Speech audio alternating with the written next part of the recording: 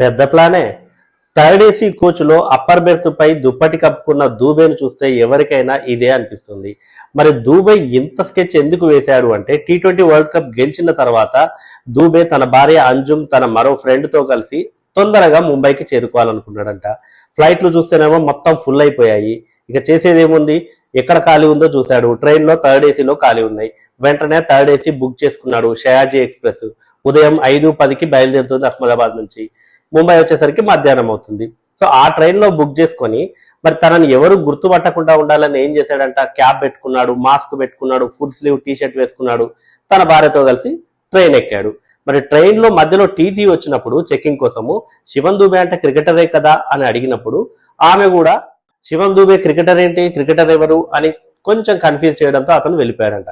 మొత్తానికి ఈ స్కెచ్ వేసి వచ్చారు. సరే, మరి ముంబైలో దిగినప్పుడు ఎలా అని ఆలోచించారు. ఎందుకంటే మధ్యాహ్నం టైంలో ముంబైలో అది కూడా క్రికెట్ ఫ్యాన్స్ ని తప్పించుకొని వెళ్ళడం చాలా కష్టం.